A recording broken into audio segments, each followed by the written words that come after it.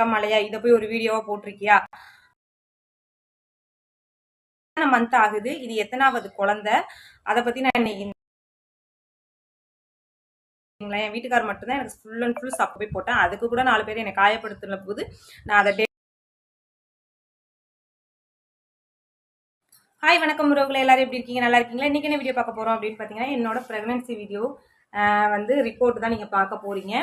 எத்தனை மந்த் ஆகுது, இது எத்தனாவது குழந்தை, அதை பத்தி நான் இன்னைக்கு இந்த வீடியோல சொல்ல போறேன். அதுக்கடுத்து பாத்தீங்கன்னா, நீங்க அந்த விஷயங்களை பத்தி எதுவுமே நீங்க சொல்ல மாட்டேங்கிறீங்க, நாங்க கேட்டா கூட பதில் சொல்ல மாட்டேங்கிறீங்க அப்படின்னு சொல்லிட்டு எதுக்காக நான் வந்து சொல்லாம இருந்தேன் அப்படிங்கிறதையும் நான் சொல்றேன். முதல் ரீசன் வந்து ஃபர்ஸ்ட் நான் பிரெக்னன்ஸா இருக்கும்போது ஷார்ட்ஸ் வீடியோ நான் போட்டிருப்பேன். அப்புறம் ஹாஸ்பிட்டல்ல இருக்கையில ஒரு ஷார்ட்ஸ் வீடியோ நான் போட்டிருப்பேன். எதுக்காக நான் அதுக்கப்புறம் அதை கண்டினியூவா போடலை அப்படின்னு பார்த்தீங்கன்னா, நிறைய பேர் நம்மளுக்கு சம்மந்தம் இல்லாமலும் யூடியூப்ல கமெண்ட் பண்ணுவாங்க. அதுக்கடுத்து பார்த்தீங்கன்னா, நேரடியாகவே பர்சனலாக அவங்களுக்கு நம்மளுக்கு சம்மந்தமே இருக்காது. அவங்க வந்துட்டு இதான் உனக்கு வெக்கம் மழையா, இதை போய் ஒரு வீடியோவா போட்டிருக்கியா அப்படின்னு வந்து கேட்குறாங்க. அதுக்காக அந்த வீடியோ கூட நான் டெலீட் பண்ணிட்டேன். அப்பவும் என் வீட்டுக்கார்ட்ட பர்மிஷன் கேட்டு தான் அந்த வீடியோ நான் போட்டேன். சரிங்களா? போடும் பொழுது யூடியூப்ல என் வீட்டுக்கார்ட்ட பர்மிஷன் கேட்டு தான் அந்த வீடியோவே நான் போட்டேன். ஏன்னா முழுக்க முழுக்க எனக்கு சப்போர்ட் பண்றது என் வீட்டுக்கார் மட்டும்தான். சரிங்களா? என் வீட்டுக்கார் மட்டும்தான் எனக்கு ஃபுல் அண்ட் ஃபுல் சப்போர்ட்டா இருக்காரு. அப்போ வந்து என் வீட்டுக்கார்ட்ட கேட்டுட்டு தான் நான் அந்த வீடியோ கூட என்னோட சேனல்ல வந்து நான் போட்டேன். அவர் பர்மிஷன் கொடுக்க போய் போட்டேன். அதுக்கு கூட 4 பேர் என்னை காயப்படுத்தின போது நான் அதை டெலீட் பண்ணிட்டேன். சரிங்களா? இப்போ வந்து பார்த்துட்டீங்கன்னு வச்சுக்கோங்க, இன்னும் கொஞ்ச நாள்ல எனக்கு வந்து குழந்தை பிறந்துரும்.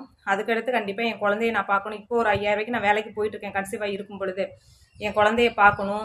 அதுக்கடுத்து யூடியூப் வந்து சம்பாதிக்கிறதே ரொம்ப கஷ்டமா இருக்கு.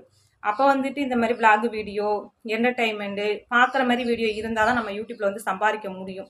கண்டிப்பாக இப்போ வந்து எனக்கு விளாக் வீடியோ போடணும் அப்படிங்கிறது என்னோட பேஜில் கொடுத்துருக்காங்க. அதனால தான் நான் இனிமேல் விளாக் வீடியோ தொடர்ந்து நான் போடுவேன். அப்போ வந்து என்னோட ப்ரெக்னன்சி, ஹாஸ்பிட்டல் செக்கப் இப்படி போகும்பொழுது கொஞ்சம் கொஞ்சம் கிளிப்பிங் நான் எடுத்து வச்சுப்பேன் ஆல்ரெடி. இதுக்கடுத்து எடுத்துட்டு நான் போடலாம் அப்படின்னு சொல்லிட்டு நான் முடிவு பண்ணியிருக்கேன். அதையும் என் வீட்டுக்கார்ட்ட பர்மிஷன் கேட்டு தான் நான் முடிவு பண்ணியிருக்கேன். யாரும் இந்த வீடியோ பார்த்துட்டு இதுக்கு கீழேயும் கமெண்ட் பண்ணாதீங்க, நேராகவும் எந்த கமெண்ட் பண்ணாதீங்க. நீங்கள் சொல்கிறவங்க யாருமே என் அவங்கவுங்க கஷ்டத்தை வந்து புரிஞ்சுக்க போகிறதில்ல, அவங்கவுங்க ஃபேமிலியை பார்க்க போகிறது கிடையாது. சரிங்களா? இது வந்துட்டு எத்தனாவது வாரத்தில் நான் எடுத்தேன் அப்படின்னு பார்த்தீங்கன்னா, 11வது வாரத்தில் இந்த ஸ்கேன் நான் எடுத்தேன். இதில் எடுத்த உடனே எனக்கு பிரச்சனை தான். எடுத்த ஸ்டார்டிங்கில் இருந்தே இத்தனை மந்த் வரைக்கும் ஒவ்வொரு செக்கப்லையும் எனக்கு பிரச்சனையே தான் வந்துக்கிட்டே இருக்குது.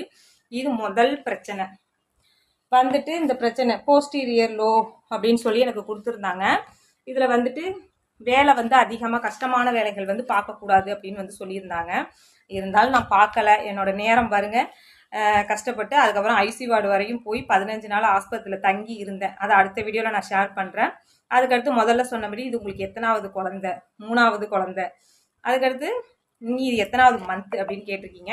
இது வந்து எனக்கு 7 மந்த் முடிய போகுது, 8வது மாதம் பிறக்க போகுது. இவ்வளோ நாளாக ஏன் சொல்லாமல் இருந்தீங்க அப்படிங்கிறது நான் சொல்லிட்டேன் ரீசனு. ஓகே உறவுகளே, அடுத்தடுத்த வீடியோவில் கண்டிப்பாக வந்துட்டு அடுத்தடுத்த வீடியோவில் நான் சொல்கிறேன். இன்னும் ஸ்கேன் ரிப்போர்ட்லாம் நிறைய இருக்குது. ஒவ்வொரு வீடியோவில் உங்ககிட்ட நான் காட்டுறேன்.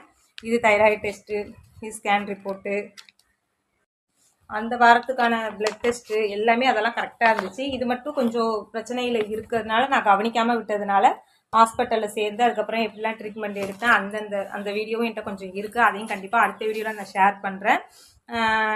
எதுக்கு இந்த காலத்தில் 3வது குழந்தை அப்படிங்கிறதையும் அடுத்த வீடியோவில் நான் சொல்கிறேன் உங்கள்கிட்ட. அதுக்கடுத்து யாரும் கஷ்டப்படுத்துற மாதிரி பேசாதீங்க. நேர்லையும் சரி வீடியோலையும் சரி அந்த மாதிரி சொல்லாதீங்க. அவங்கவுங்க குடும்ப சூழ்நிலை, அவங்கவுங்க பிரச்சனை. அது மட்டும் இல்லாமல் நாளைக்கு வந்து இப்போ எனக்கு குழந்தை இருந்துச்சுன்னா கண்டிப்பாக நான் தான் கஷ்டப்பட்டு வளர்க்கணும். சொல்கிறவங்க யாரும் வந்து நம்மளை பார்த்துக்க போகிறது கிடையாது. அதையும் நான் இதில் வந்து தெளிவாக சொல்லிக்கிறேன். ஏன் அப்படின்னா, எனக்கு அந்த ஃபஸ்ட்டு ஒரு வீடியோ போட்டப்போ எனக்கு அவ்வளோ ஒரு பிரச்சனைகள் வந்துச்சு. அதனால தான் இந்த விஷயத்த நான் சொல்கிறேன். ஓகே உறவுகளே, அடுத்து ஒரு சூப்பரான வீடியோவில் பார்க்கலாம். பாய்.